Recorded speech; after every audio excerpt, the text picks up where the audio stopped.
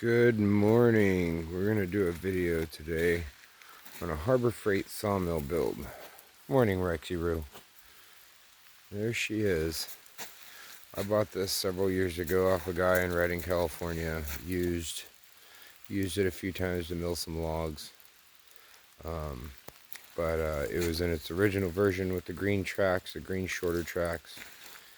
And so we put it on a trailer frame. Used the original bungs here on up, so we had all our original log shit on there, and then used angle iron for the runs. But so far she does pretty good. Uses wood miser blades, 1.25 inches. After they finally die, then I sharpen them myself. So she's got some issues. It's kind of flimsy from the beginning. You know, that leg and that leg are only connected by this bar, so it kind of wobbles back and forth when you're cutting in the blade.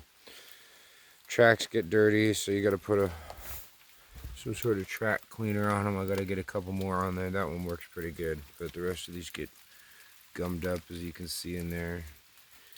And all that's from wood and stuff. But anyway, the plastic water tank kind of sucks, so that's one's off of a lawnmower. The muffler rotted and fell off, so you gotta keep it covered. Found that if you put some big fucking rocks, BFHs, on this back corner, it seems to help with the wobbling issue. Allows you to go a little faster, a little harder, and get more logs for it. And this is the result. We've milled all these logs and timbers with this mill. It can do up to 16.5 feet, 22 inches wide, 20 inches tall.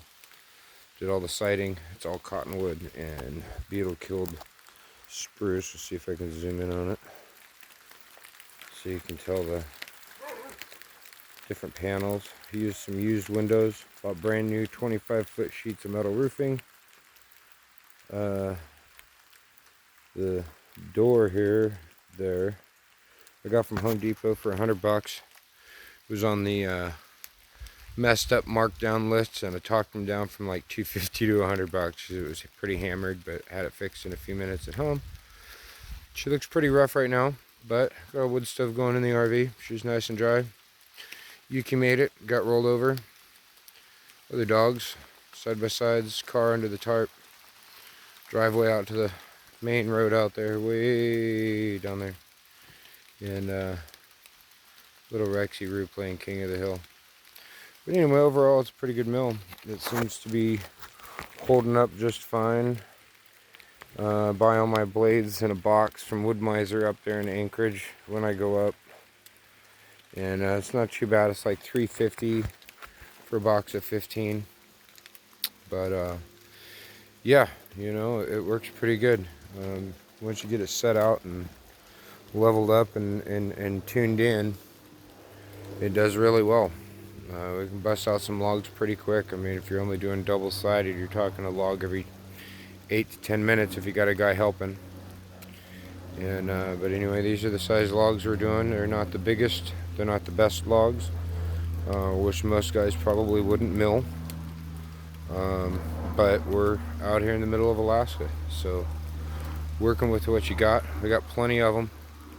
Got some huge cottonwood. There's one. And then these two are coming out. That thing's a monster. A lot of wood in that, but they're heavy. Got to dry out. Got Hank back there in the corner. That's the main lane clearing. And all the logging is done with this little Mahindra. I use a quad trailer.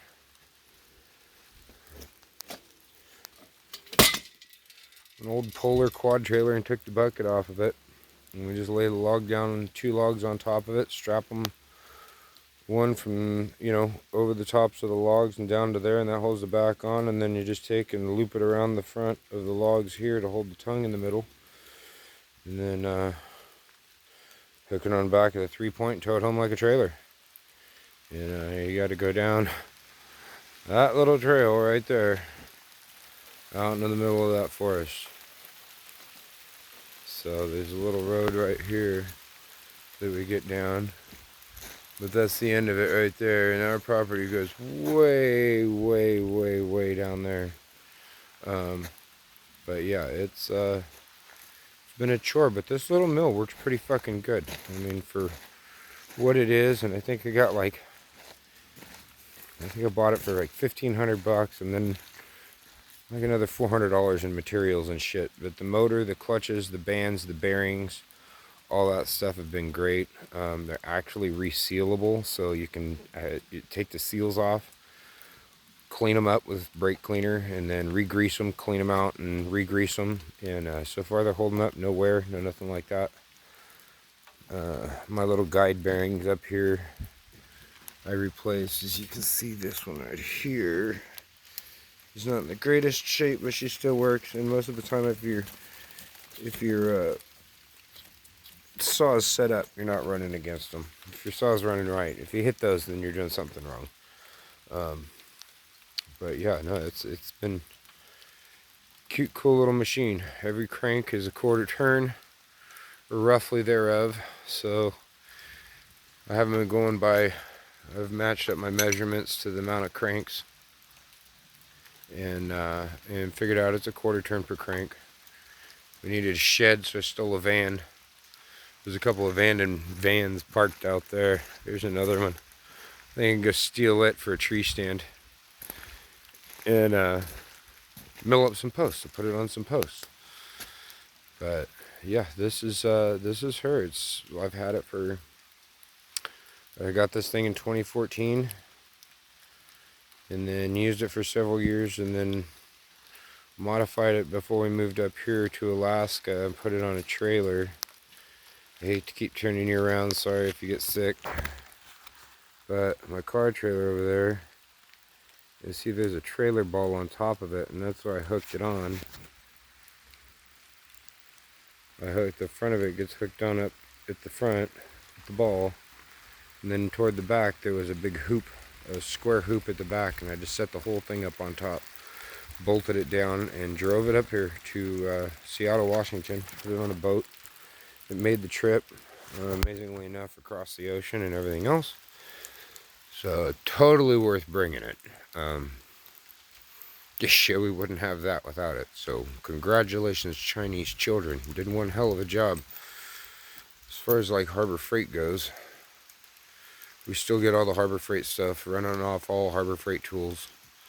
You know, shit, dude, we're out here off grid. We charge everything off of solar panels and car batteries, and got it pretty much set up to where it's ready to go. But if you're looking for a decent mill for what you're doing, off grid, cheap, easy, but you got to be pretty mechanically inclined, to get this thing set up and running right, and then actually produce something usable afterwards. So it takes a lot of time and just getting used to it and working with the machine. But yeah, Harbor Freight sawmill build. We're doing this job up here in Alaska. So we got some more roof joists and everything to put up over there to go up here. So it'll be 40 by 50, 40 feet deep, 50 foot wide, enough to house the RV. I gotta make another chimney for it, and hopefully we get all this done by first snowfall.